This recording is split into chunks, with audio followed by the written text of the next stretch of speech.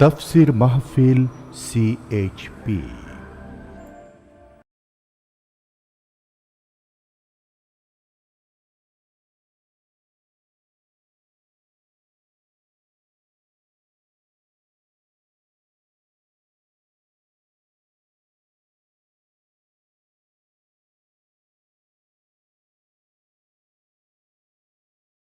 এই সবর হচ্ছে মহা ক্ষতি থেকে বাঁচার জন্য 4 নম্বরের বিষয়। এটা হলো কয়টা কথা আমাদেরকে ক্ষতি থেকে রক্ষা করবে? বলেন না কয়টা? 4টা। তার একটা হলো কি? 2 নম্বরে কি? আমলে সালেহ। 3 নম্বরে কি? হকের দাওয়াত। 4 নম্বরে কি? সবর। একটু জোরে সোরে জিকির করেন, লা ইলাহা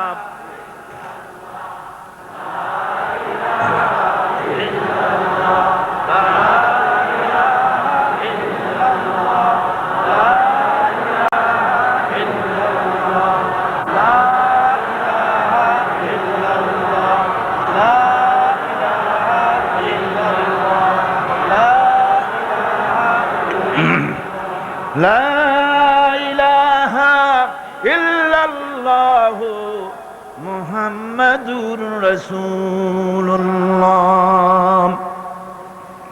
সবর কোরআনে কারীমের মধ্যে সর্বাধিক ব্যবহৃত একটি শব্দ। সবর আরবি ভাষায় বিভিন্ন অর্থে এই সবর শব্দ এসেছে, তবে সাধারণত সবর শব্দের অর্থ হচ্ছে অবিচলতা, দৃঢ়তা, সহিষ্ণুতা, মন মেজাজের সমতা, ধীরতা, কষ্ট সহিষ্ণুতা, বরদাস্ত, এগুলি হচ্ছে সবরের অর্থ। আমরা মনে করি সবর হচ্ছে ধৈর্য। হ্যাঁ, ধৈর্যটা ঠিক, কিন্তু সেই ধৈর্যের অর্থ কি? এই ধৈর্যের অর্থ এই নয় যে কেউ আপনার একটা থাপ্পড় মারবে আর আপনি বলবেন, ভাই হাতে ব্যথা পাইছেন নাকি, তাহলে আমার আর একখান থাপ্পড় দিয়ে দাঁত যে কয়টা আছে তাও ফালাই দেয়। এর নাম সবর না।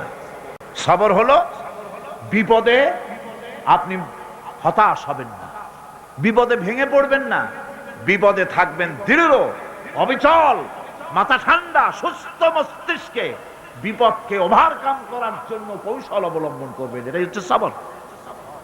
ধৈর্য ধরতে হবে অবিচলতার সাথে, দৃঢ়তার সাথে, সহিষ্ণুতার সাথে।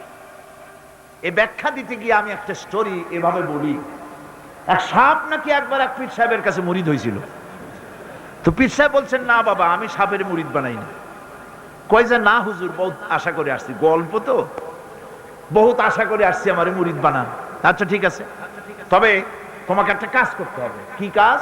জিকির আজগার এভাবে করবা, কিন্তু কাউরে দংশন করতে পারবা না। হুজুর মেনে নিলাম। সে করছে কি, ময়দানের ভিতরে বিয়া কাইত হয়ে ধানুয়া জমিন, ধানের জমিন, প্যাডি লাইন, সেখানে কাত হয়ে পড়ে জিকির আজগার করতেছে। রাখাল ধান কাটছে। সন্ধ্যার পর এই ধানগুলি বান্ধে নেবে কি দিয়া দড়ি নেই, খুঁজতে খুঁজতে দেখে লম্বা একটা দড়ি। ওইটা যে সাপ সে তো বুঝে না, সে ওইটারে ধরিয়া এরপরে ধানের আটি বাঁধতেছে। সাপে তো খুব মহারাজ, সাপ তো আর যেই সেই সাপ না, মারাত্মক সাপ। সাপ বলতেছে, আরে বাবা, তুই আমারে দড়ি মনে করলি, আমি তোর কেমন দড়ি, মুরিদ না হইলে টের পাওয়া দিতাম। বান্দার কারণে সাপের ঘাড়ে মচকে গেছে, ঘাড়ে খুব ব্যথা লাগছে। বাড়ি নিয়ে যখন দড়িটারে ফালাই দিছে, মাথা কোন রকম কাজ করিয়া বহু কষ্ট করে পীর সাহেবের বাড়ি গিয়ে হাজির। বলছে, হুজুর কি যে জিকির শিখাইলেন, আমার তো ঘাড় মচকে গেছে। আশ্চর্য কথা, জিকির আজগারে মানুষের মানে কারো ঘাড় তো মচকাবার কথা না, তোমার ঘাড় মচকাইল কেন? পুরা ঘটনা সে শোনাইল। আচ্ছা, তা তুমি কিছু করলা না? কয়, হুজুর আপনি তো নিষেধ করেছেন দংশন করতে। পীর সাহেব বলছেন, বেটা বেকুব, আমি তোমারে দংশন করতে নিষেধ করেছি, ফস করতে তো নিষেধ করি নাই। যখন তোমারে দড়ি মনে করিয়া হাত গায়ে হাত দিছিল, শুধু ফস করে উঠতে 3 লাফ দিয়া বর্ডার পার হয়ে দিল্লি চলে যেত। তুমি ফস করে উঠলা না কেন?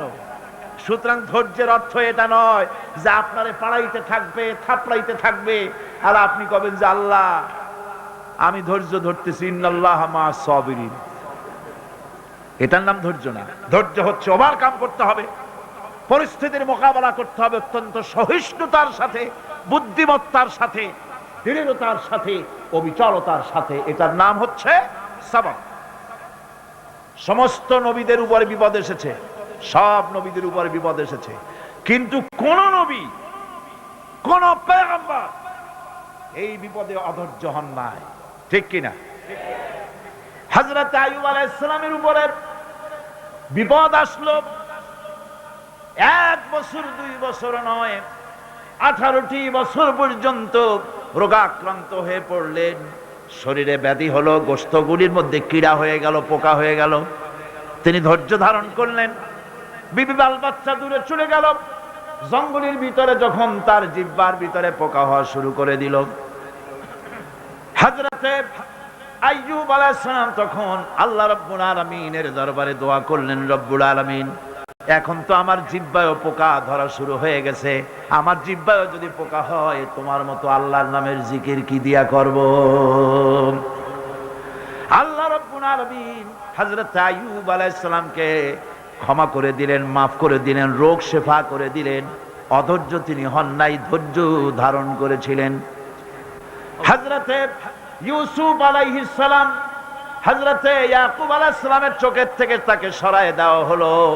এত বড় বিরাট বিপদ, সেই বিপদের মধ্যেও, সেই বিপদেও তিনি ধৈর্য ধারণ করেছেন। ধৈর্য ধারণ করার কারণে আল্লাহ রাব্বুল আলামিন এমন নিয়ামত তারে দান করলেন। আল্লাহ পাক হযরত ইউসুফ আলাইহিস সালামকে বাঁচায় রাখলেন। শুধু বাঁচান নাই, প্রেসিডেন্ট বানায় দিলেন। আর তার জামা নিয়ে যখন আসতেছিলেন, কোথায় মিশর, কোথায় কেনান, হযরতে ইয়াকুব আলাইহিস সালাম বলেছেন, আমি যেন আমার নাকের ভিতরে ইউসুফের ঘ্রাণ পেতেছি। হযরতে ইউসুফ আলাইহিস সালাম তিনিও কি বিরাট ধৈর্যের পরিচয় দিলেন, কোরআন সাক্ষী। সামনে তার সেই 11 ভাই যারা তাকে ফেলে দিয়েছিল গর্তের ভিতরে। হযরতে ইউসুফ আলাইহিস সালাম ইচ্ছে করলে তো 11 জনকে মারিয়ে ফেলাই দিতে পারতেন, ঠিক কিনা? কিন্তু তা তিনি করেন নাই। 11 ভাইকে তিনি চিনেছেন, সাহায্য করেছেন। আর ওই 11 ভাই সম্পর্কে হযরত ইউসুফ আলাইহিস সালাম বললেন, লা তাসরিবা আলাইকুমুল ইয়াউম, তোমাদের বিরুদ্ধে আমার আজকে কোনো বিদ্বেষ নাই, আমি তোমাদেরকে মাফ করে দিলাম। সুবহানাল্লাহ, সুবহানাল্লাহ। রাসূল করিম সাল্লাল্লাহু আলাইহি ওয়াসাল্লাম এই ধৈর্যের পরিচয় দিয়েছেন। কত মার তাকে দিয়েছে তায়েফের ময়দান। যারা তায়েফে গেছেন তারা দেখেছেন, সরু রাস্তা, দুই দিকে পাহাড়, এই দুই দিক থেকে যুবকেরা পাথর নিক্ষেপ করছে, আর তিনি পড়ে যাচ্ছেন। আবার কাফেরেরা জবরদস্তি করে হাঁটাচ্ছে, আবার পাথর মারতেছে, আবার বেহুশ হচ্ছেন। 3 বার বেহুশ হয়ে পড়েছিলেন। ফেরেশতা বলেছে, হে আল্লাহর নবী, আমাদেরকে অনুমতি দেন, আমাদেরকে হুকুম করে দেন, আমরা এই পাহাড়গুলি দিয়া চাপা দিয়া কাফের গুলিকে শেষ করে দেই। নবীজি তখন বলেছিলেন, নবীজি বলেছেন, আমি যদি তোমাদেরকে হুকুম করি আর আমার হুকুম মতো যদি সমস্ত কাফেরদেরকে পাহাড় চাপা দিয়া সব যদি মেরে ফেলে দাও, তাহলে একটা কাফের যদি না বাঁচে কার কানে পৌঁছাবো? লা ইলাহা ইল্লাল্লাহু মুহাম্মাদুর রাসূলুল্লাহ। নবীজি গায়ের রক্ত মুছে 2খানা হাত আল্লাহর দরবারে তুললেন আর দোয়া করলেন, আয় আল্লাহ রব্বুল আলামিন, এই কাফির বেঈমানের আমারে চেনে নাই, বোঝে নাই, আমি যে তোমার নবী ওরা তা বুঝতে পারে নাই, না জেনে না বুঝে আমার উপরে যে অত্যাচার করলো, আয় আল্লাহ তুমি যেন রাগ করে এই কাফেরদের পরে তুমি যেন গজব নাজিল করো না। ধৈর্যের চূড়ান্ত নমুনা দেখিয়েছেন বিশ্বনবী মুহাম্মদ রাসূলুল্লাহ সাল্লাল্লাহু আলাইহি ওয়াসাল্লাম। ওহদের বুখারী শরীফের কিতাবুল মাগাজির মধ্যে আছে, ওহদে চতুর্দিক থেকে রাসূল করিম সাল্লাল্লাহু আলাইহি সাল্লামকে ঘেরাও করা হয়েছে। হুজুরকে পাহারা দিতে দাঁড়িয়েছেন সাহাবায়ে কেরাম, বুক দিয়ে রাসূলের দিকে ফেরা, পিঠ পিছনে ফেরানো আছে। কাফেরেরা তীর নিক্ষেপ করছে, এই তীরগুলি এসে হুজুরের সাহাবীদের পিঠের মধ্যে ঢুকছে। হাদিস শরীফের ভিতরে এসেছে রাসূলকে হেফাজত করার জন্য যত তীর মারা হলো, সাহাবীরা তীরগুলি পিঠে ধারণ করলেন। একা হযরত তালহার পিঠে ৮০টা তীর প্রবেশ করেছিল। রাসূলুল্লাহর দান্দার মোবারক শহীদ হয়ে গেল, হুজুর পড়ে গেলেন। হযরতে ফাতেমা রাদিয়াল্লাহু তাআলা আনহা ছুটে এসে হুজুরের রক্ত বন্ধ করার জন্য চেষ্টা চালাতে লাগলেন, রক্ত বন্ধ হয় না। হযরতে আবু উবাইদা রাদিয়াল্লাহু তাআলা আনহু হুজুরের মস্তকের ভিতর থেকে লোহার কড়া দাঁত দিয়া কামড়াইয়া বহু কষ্ট করে উঠালেন। কপাল দিয়া রক্ত পড়ে, মুখ দিয়া রক্ত পড়ে, দুই হাত দিয়া রাসূল চেহারা বুঝে এনে হাতে দেখেন রক্ত। আল্লাহর নবী বলেন, এই জাতির কল্যাণ কি করে হবে যেই জাতি তার নবীর চেহারা রক্ত দিয়া লাল বানাইয়া দিল। মদিনায় সারা পড়ে গেল, নবী নাই, নবী শহীদ হয়ে গিয়েছেন। চতুর্দিক থেকে লোকেরা দৌড় আরম্ভ করলো, একজন মেয়ে লোক দৌড়ায়। সাহাবীরা জিজ্ঞাসা করেন, কোথায় যাও?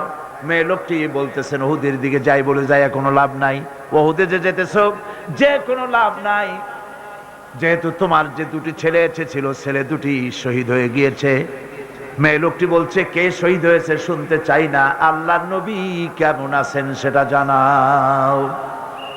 মেয়ে লোকটি বহু কষ্ট করে উহুদের ময়দানে আল্লাহর নবীর খেদমতে হাজির হয়ে নবীজিকে জীবিত অবস্থায় দেখে তিনি বলছিলেন, হে রাসূল, আমার দুইটা কলিজার টুকরা সন্তান দুনিয়া থেকে বিদায় হয়ে গেছে, আমার মনে কোনো কষ্ট লাগে নাই, হুজুর আপনি বেঁচে আছেন, এটাই উম্মতের বড় সান্ত্বনা। ভাইরা আমার, এই হাজারো বিপদ, হাজারো মুসিবতের ভিতরে ধৈর্য ধারণ করেছেন আল্লাহর নবীরা, ধৈর্য ধারণ করেছেন। ধৈর্য হচ্ছে সবচাইতে বড় কোয়ালিটি। ওয়াতাওয়াসাউ বিল হাক্কি ওয়াতাওয়াসাউ বিস সাবর। সবর ইখতিয়ার করলে পরে দুনিয়া আল্লাহ শান্তি দিবেন, আখিরাতেও শান্তি দিবেন।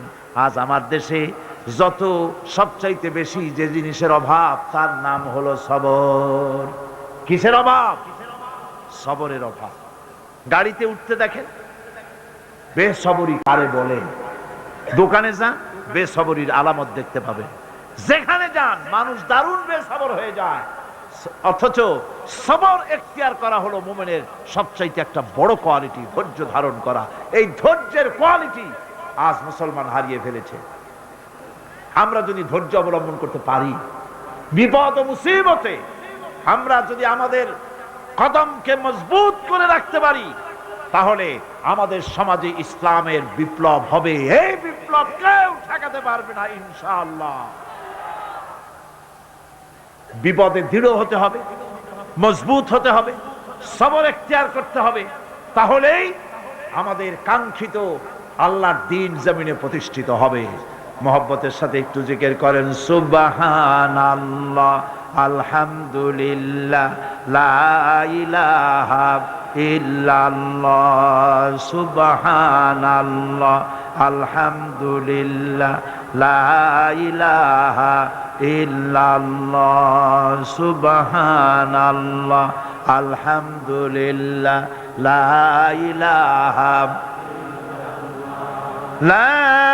ইলাহা ইল্লাল্লাহু মুহাম্মাদুর রাসূলুল্লাহ। আল্লাহর জান্নাতে যাওয়ার জন্য এই সবর আমাদেরকে ইখতিয়ার করতে হবে।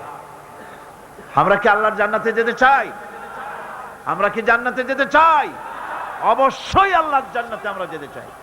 এই জান্নাতে যাওয়ার জন্য আল্লাহ রাব্বুল আলামিন কোরআনে কারীমের মধ্যে বলেছেন, আম হাসিবতুম আন তাদখুলুল জান্নাতা ওয়া লাম্মা ইয়ালামিল্লাহুল্লাযীনা জাহাদু মিনকুম ওয়া ইয়ালামাস সাবিরিন। তোমরা কি মনে করেছো যে বেহেশতে চলে যাবে, অথচ এখনো দেখা হয় নাই যে তোমাদের মধ্যে কে সবর অবলম্বনকারী, জিহাদের ময়দানে কে জিহাদ করতে এবং সবর এখতিয়ার করতে কে তোমাদের মধ্যে পারদর্শী, অথবা এই পরীক্ষায় কে কামিয়াব হবে, এটা এখনই দেখা হয় নাই। আর এমনি তোমরা জান্নাতে চলে যাবে? জান্নাতে যাওয়া তো সহজ নয়। আল্লাহ পাক পরীক্ষা নেবেন, সেই পরীক্ষায় কামিয়াব হতে হবে। আর আল্লাহ পাক বলেছেন অবশ্যই সবরের পরীক্ষা নেব। ওয়ালানাবলুওয়ান্নাকুম হাত্তা না'লামাল মুজাহিদিনা মিনকুম ওয়াস-সাবিরিনা ওয়া নাবলুয়া আখবারাকুম। অবশ্যই আমি তোমাদেরকে পরীক্ষা করব, আর এই পরীক্ষার ভিতরে সত্যিকারের মুজাহিদ যারা, তারাই যারা নাকি দৃঢ়তা অবলম্বন করবে, সবর এখতিয়ার করবে, আল্লাহ রব্বুল আলামিন পরীক্ষায় তাদেরকে কামিয়াব করবেন। এই সবর এক মহা সম্পদ। সবর এখতিয়ার করতে হবে মুসলমানদেরকে। জান্নাতের ভিতরেও আল্লাহ পাক যারা সবর করবে তাদের জন্য বিরাট নিয়ামত আল্লাহ পাক জান্নাতে দান করবেন। জান্নাতে যাওয়ার জন্য সবর একটা মহাগুণ। এই গুণ মুসলমানদের ভিতরে থাকতে হবে। আমার বন্ধুগণ, কোরআনে কারীমের ছোট্ট সূরা ওয়াল আসরের ভিতর থেকে যে কথাগুলি বিগত 4 দিন আর আজকে বলা হলো, জীবন আমাদের ব্যর্থ, জীবন আমাদের ক্ষতিগ্রস্ত। এই জীবন যদি আমরা সবল করতে চাই তাহলে 4টি আমল করা লাগবে, ঈমান আর আমলে সালেহ। আর আমাদের করা লাগবে আমলে সালেহের সাথে হকের দাওয়াত আর সবর এখতিয়ার করতে হবে। এই সবর যদি করতে পারি, জিহাদের ময়দানে লোক যদি কম হয়, বেশি সংখ্যকের উপরে আল্লাহ পাক আমাদেরকে জয়ী করে দিবেন। ইয়াকুম মিনকুম 20 সাবিরুনা ইয়াগলিবু মিআতাইন। তোমাদের মধ্যে যদি 20 জন লোক যদি তোমাদের মধ্যে সাবির হয়, ধৈর্যশীল হয়, তাহলে 200 লোকের উপরে আমি আল্লাহ রব্বুল আলামিন তোমাদেরকে জয়যুক্ত করে দেব। জোরে কোন সুবহানাল্লাহ। 20 জন যদি হয়, 200-র উপরে আমি তোমাদেরকে জয়যুক্ত করে দেব। জিহাদের ময়দানে সবর এখতিয়ারকারী লোকদেরকে আল্লাহ পাক জয়যুক্ত করবেন বলে ওয়াদা করেছেন। বিপদে ধৈর্যধারীর জন্য আল্লাহ পাকের পক্ষ থেকে সুসংবাদ রয়েছে। ওয়াবাশশিরিস সাবিরিনাল্লাযীনা ইযা আসাবাতুহুম মুসিবা ক্বালু ইন্না লিল্লাহি ওয়া ইন্না ইলাইহি রাজিউন। সুসংবাদ হচ্ছে সেই সব ধৈর্যধারীদের জন্য, সবর এখতিয়ারকারীদের জন্য, যারা বিপদ আসলে বলে, কি বলে? পড়েন আমার সাথে, ইন্না লিল্লাহি ওয়া ইন্না ইলাইহি রাজিউন। এইটা আমরা পড়ি কখন? কেউ মরে গেলে পড়ি, আর পড়ি না। সমস্ত বিপদ আসলেই ইন্না লিল্লাহি ওয়া ইন্না ইলাইহি রাজিউন। আমরা তো জানিও না, দোয়া সব মুখস্থ করে বানছে। অনেক মানুষ অনেক দোয়া মুখস্থ করছে, কিন্তু লাগাবে কোন জায়গায় তা জানে না। একজনে শুনছে তার শাশুড়ি মারা গেছে, কয় নাউজুবিল্লাহ। আবার আর একজনে বলছে, শুনছো বলে কি? বলে তোমার ছেলে তো মেট্রিকে ফার্স্ট হয়েছে, কয় ইন্না লিল্লাহ। দোয়া মুখস্থ করছে, লাগাইবি কোথায় জানে? ইসলাম আমাদের সব শিখাইছে। আশ্চর্য হবেন, বলবেন মাশাআল্লাহ, সুবহানাল্লাহ। খোঁজ খবরই শুনবেন, আলহামদুলিল্লাহ। খাইতে মজা লাগতেছে, বলবেন আলহামদুলিল্লাহ, সুবহানাল্লাহ। এইসব তো কিছু বলে চলে না, বিসমিল্লাহ কয় না, আল্লাহর নাম নিতেই চায় না। আল্লাহ পাকের যখন বিপদ আসে, মুসিবত আসে, রব্বুল আলামিন বলেন বিপদ যখন আসে, মুসিবত যখন আসবে, বান্দা যারা মুমিন তারা পড়ে ইন্না লিল্লাহি ওয়া ইন্না ইলাইহি রাজিউন। নিশ্চয়ই আমরা আল্লাহর জন্য এবং আমাদের সকলকেই আল্লাহর কাছে ফিরে যেতে হবে। এই কথাটা মুমিনদেরকে বলতে হবে। ঘুমের দোয়া আছে, রাসূলুল্লাহ ঘুমাবার সময় দোয়া পড়তেন, নামাজের পরে দোয়া পড়তেন। কত দোয়া যে হুজুর পড়েছেন। ইমাম নববীর একটা কিতাবই আছে, কিতাবুল আজকার, এত বড় কিতাব। সিহাসেত্তা থেকে সমস্ত দোয়াগুলি বেছে বেছে তিনি এই কিতাবের মধ্যে এনেছেন, কিতাবুল আজকার। এই কিতাবুল আজকারের ভিতরে দেখা যায় রাসূলুল্লাহ কত দোয়া করেছেন, সকালে, সন্ধ্যায়, রাতে, শুতে, উঠতে, বসতে, হাসিতে, খুশিতে, বিপদে, মুসিবতে, সব সময় দোয়া করতেন। এই দোয়াগুলি আপনারা মুখস্থ করবেন, এই দোয়াগুলির বই কিনে নেবেন এবং তার থেকে মুখস্থ করবেন, অর্থ সহকারে জানবেন এই দোয়াগুলি কি মূল্যবান দোয়া। এরা হচ্ছে সেই সব লোক যারা নাকি সবর এখতিয়ার করেছিল দুনিয়ার ময়দানে। তাদেরকে আল্লাহ পাক জান্নাতের ভিতরে সুন্দর সুন্দর জায়গা, সুউচ্চ জায়গা, প্রশংসিত জায়গা তাদেরকে দান করা হবে এবং তাদেরকে শুভ সম্বোধন করা হবে। সেখানে তারা চিরকাল প্রবেশ করে থাকবে। আল্লাহর দয়া তো দারুণ বান্দার উপরে। বান্দা যদি একটু আমল করে, ভালো পথে চলে, গতকাল বলেছি সওয়াব করবেন একটা, আল্লাহ নেকি দেবেন 10টা। একটা নেকির কাজ করবেন, আল্লাহ দিবে কয়টা? 10টা। তিনি তো রহমান, তিনি রহিম। এত দয়া তার। বান্দা যদি আল্লাহ রাব্বুল আলামিনের দিকে, কোন বান্দা যদি এক বিগত এগোয়, আল্লাহ পাক তার দিকে হেঁটে আসেন। বান্দা যদি হেঁটে যায়, আল্লাহর রহমত বান্দার দিকে দৌড়াইয়া যায়। আল্লাহ পাক বলছেন, আমার গজবের চাইতে আমার রহমত বেশি। সুবহানাল্লাহ। আমার গজবের চাইতে আমার রহমত অনেক বেশি। খাজা বাবার দরবারে গিয়া, পীরের দরবারে গিয়ে, অর্থাৎ না হক পীর, হকপন্থী পীর তো বাংলাদেশে বহুত আছে, দুনিয়ায় আছে, জোরে কোন আলহামদুলিল্লাহ। যারা দিনদার, ইমানদার, আলেমে দিন, যারা মানুষকে নিয়ে ব্যবসা করে না, যারা মানুষকে বেদাতের দিকে চালায় না, শিরক এবং বেদাত মুক্ত করে তাওহীদের দিকে যারা চালায়, এরাই হলো হকপন্থী পীর। আর তাদের কারণেই ইসলাম আজও টিকে আছে। বলেন আলহামদুলিল্লাহ, জোরে বলেন আলহামদুলিল্লাহ। সেই জন্য আকীদাকে শুদ্ধ করে নিতে হবে। কেউ কিছুই দিতে পারবে না, দেওয়ার মালিক হলো আল্লাহ রাব্বুল আলামিন। মালিক কে? এমন দেওয়া দিবেন, পড় গিয়া জিস পর নজর बंदा को मौला कर दिया, पड़ गया जिस पर नजर बंदा को मौला कर दिया, आ गया जिस दाम में जोश कतरा को दरिया कर दिया। আল্লাহ রাব্বুল আলামিনের রহমতের নজর যদি কোনো গোলামের প্রতি পড়ে যায়, গোলামটা বাদশাহে পরিণত হয়ে যায়। আল্লাহর রহমতের নজর যদি এক ফোঁটা পানির উপরে পড়ে যায়, পানি ফোঁটা আটলান্টিক মহাসাগরে পরিণত হয়ে যায়। সে আল্লাহ রাব্বুল আলামিনের উপরে ঈমান এনে সৎ কাজ করে, হকের দাওয়াত দিয়া সবর এখতিয়ার করলে পরে আল্লাহ পাক তাদেরকে জান্নাত দান করবেন। জান্নাতের সুউচ্চ মাকাম আল্লাহ পাক দান করে দিবেন। এই 4 দিন ধরে যে কথাগুলি আমি আপনাদের সামনে বললাম, এই কথাগুলির ভিত্তিতে রাসূলুল্লাহ লোক তৈরি করেছিলেন। আবু বকর হলেন, ওমর হলেন, আলী হলেন, ওসমান হলেন, রিদওয়ানুল্লাহ তাআলা আলাইহিম আজমাইন। এই সব সাহাবায়ে কেরাম ঈমানের উপরে, ধৈর্যের উপরে, সবরের উপরে, আমলে সালের উপরে তৈরি হয়ে গেলেন। আর এই লোকগুলো নিয়ে রাসূলুল্লাহ ইসলাম প্রতিষ্ঠা করলেন। মদিনায় আজ আল্লাহর নবী প্রেসিডেন্ট হয়ে গেলেন। সুবহানাল্লাহ। রাসূলুল্লাহ আজকে প্রেসিডেন্ট। সমাজ বিনির্মাণে সূরা আসরের বিরাট অবদান। আল্লাহ বললেন, জীবনের সমস্ত মানুষের জীবন বিফল, ব্যর্থ, ক্ষতিগ্রস্ত। 4টা কাজ করলে জীবন সফল হয়ে যাবে। কয়টা কাজ? মাত্র 4টা কাজ। এই 4টি কাজ যদি বাংলাদেশের জনগণ করে, ঈমান যদি আনে, সৎ কাজ যদি করে, হকের দাওয়াত যদি দেয়, কোনো ভয় পাবে না।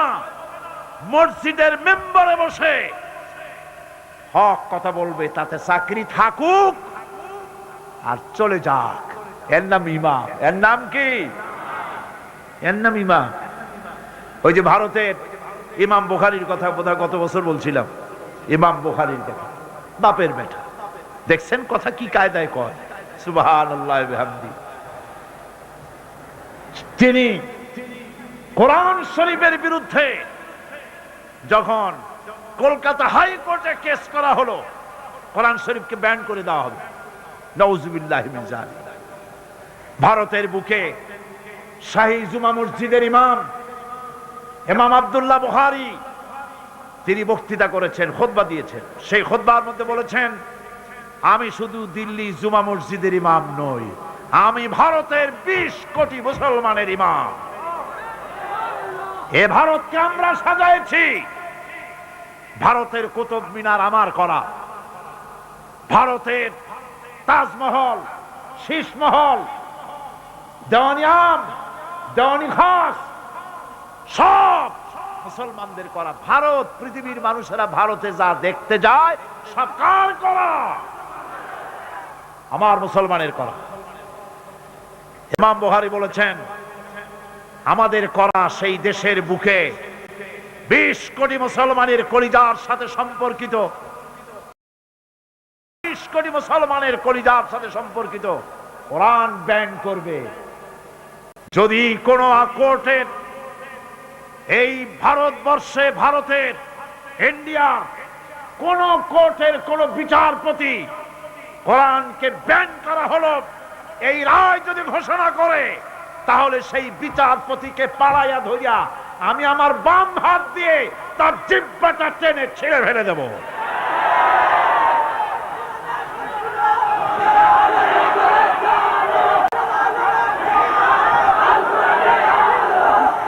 সুতরাং আজ ওলামাদের সবচাইতে বড় দায়িত্ব, সবচাইতে বড় দায়িত্ব কার? ওলামা, খুতাবা, তারা হচ্ছেন ওমানাউদ্দিন, দ্বীনের আমানত আলেমদের কাছে। কার কাছে? ওলামাদের কাছে দ্বীনের দায়িত্ব। মাহফিলের ভেতরে, মসজিদের মেম্বরে দাঁড়িয়ে হক কথা বলতে হবে, নাহকের বিরুদ্ধে কথা বলতে হবে। চাকরি থাক আর যাক, কোনো পরোয়া করি না। রুজির মালিক আল্লাহ। রুজির মালিক কে? জোরে চিল্লা এখন কে? আল্লাহ রাব্বুল আলামিন বলেছেন, ওয়া মা মিন দাব্বাতিন ফিল আরদি ইল্লা আলাল্লাহি রিজকুহা। এই পৃথিবীর বুকে এমন কোন বিচরণশীল জীব নাই যে জীবের রিজকের দায়িত্ব আমি আল্লাহ আমার নিজ হাতে গ্রহণ করি নাই। বেটা রিজিকের মালিক আমি, তুমি সুসু করো কেন? তোমারও তো ভয় কেন? হক কথা বলতে হবে।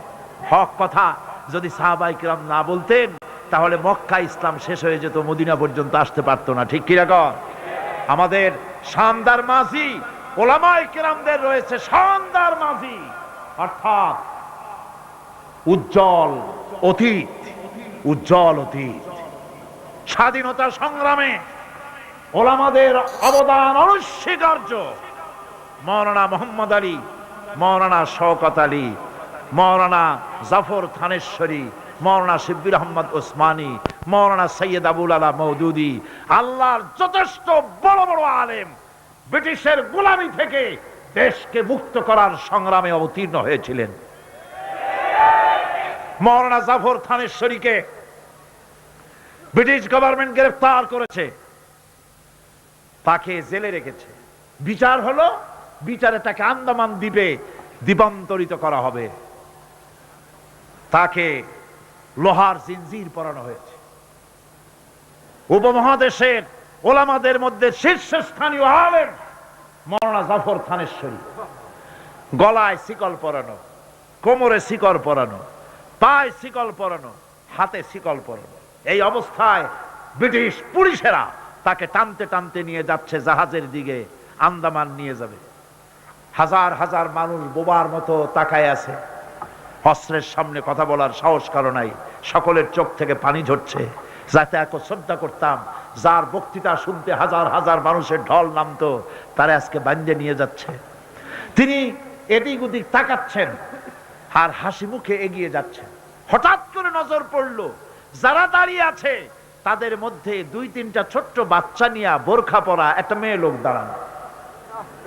তিনি বাচ্চাদেরকে দেখে বুঝতে পারলেন বোরখা পরা মেয়ে লোকটি তার স্ত্রী। পুলিশকে বললেন, আমাকে এখানে একটু দাঁড়াতে দাও। পুলিশ দাঁড়িয়ে গেল। স্ত্রী বললেন, প্রাণের স্বামী, তুমি আমাকে কি বলে যাচ্ছ? মাওলানা জাফর থানেশ্বরী বলছেন, প্রাণের স্ত্রী, তোমাকে নতুন কোনো কথা আমি বলবো না, পুরান কথাটা স্মরণ করিয়ে দেই। হযরতে ইব্রাহিম আলাইহিস সালাম তার বিবি হাজেরা আর তার বাচ্চা ইসমাইলকে মরুভূমির ভিতরে, বাড়ি নাই, ঘর নাই, পানি নাই, খাবার নাই, ওই মরুভূমির ভিতরে যে আল্লাহর কাছে ছেড়ে গিয়েছিলেন, আমি তোমাকে আর বাচ্চাগুলিকে সেই আল্লাহর কাছে ছেড়ে গেলাম। ব্রিটিশ সরকারের পতন হলো, জিল্লাতির সাথে বিদায় হলো, ওলামাদের রক্তের উপরে স্বাধীনতা কায়েম হলো। আজ ইতিহাস থেকে আলেমদেরকে, পীরদেরকে মুছে ফেলার ষড়যন্ত্র চলছে।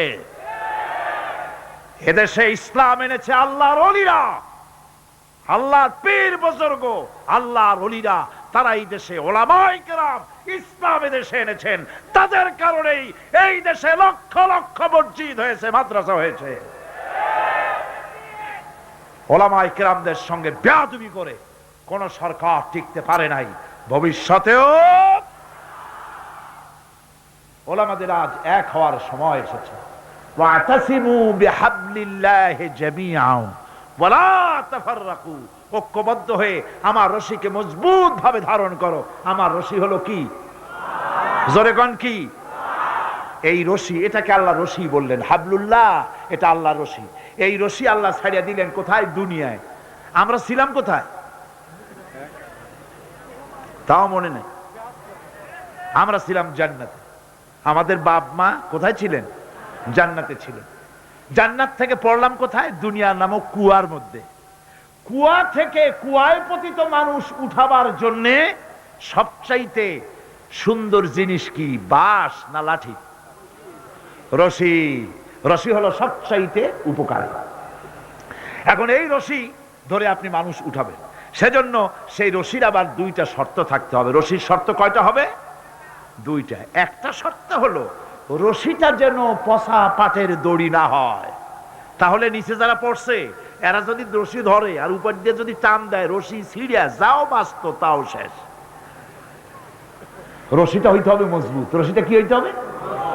দুই নম্বরে, রশি যিনি ধরবেন কুয়ার উপর থেকে, তার হাতটা মজবুত হতে হবে, যেন কুয়ায় পতিত লোকেরা রশি ধরিয়া ঝুলা পড়লে ওনার হাত দিয়া ফসকিয়া মানুষগুলা চিতই পড়ে দাঁতগুলা না ভাঙ্গে।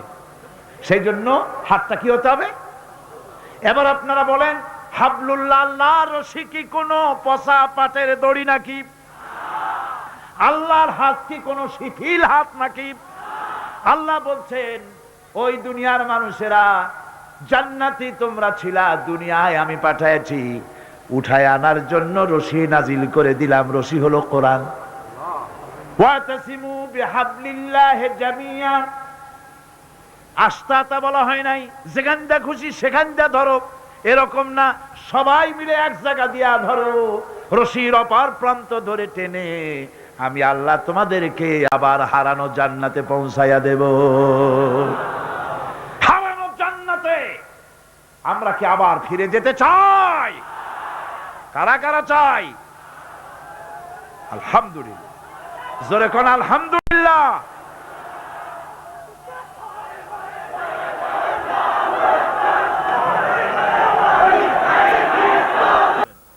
মুনাজাতের পর আযান হবে বা জামাতে সার নামাজ আদায় করে যাবেন। আল্লাহুম্মা আমিন। রব্বানা যালামনা আনফুসানা ওয়া ইন লাম তাগফির লানা ওয়া তারহামনা লানাকুনান্না মিনাল খাসিরিন। রব্বানা লা তুযিগ কুলুবানা বা'দা ইয হাদাইতানা ওয়া হাব লানা মিন লাদুনকা রাহমাতান ইন্নাকা আনতাল ওয়াহ্হাব। আয় আল্লাহ তাআলা, বিশাল এই জনসমুদ্র নিয়ে, তোমার অগণিত বান্দা বান্দাদিদের নিয়ে তোমার দরবারে হাত তুলেছি। হায় আল্লাহ, দয়া করে আমাদের জিন্দেগীর সমস্ত গুনাহ খাতাকে মাফ করে দাও। রব্বুল আলামিন, আমাদের মধ্য থেকে যাদের মা বাপ দুনিয়া থেকে জন্মের মতো বিদায় হয়ে গেল, হায় আল্লাহ, আমাদের মা বাপের কবরগুলিকে জান্নাতের টুকরা বানায়া দিও। রব্বিরহামহুমা কামা রব্বায়ানি সগীরা। সবাই পড়েন, রব্বিরহামহুমা কামা রব্বায়ানি সগীরা।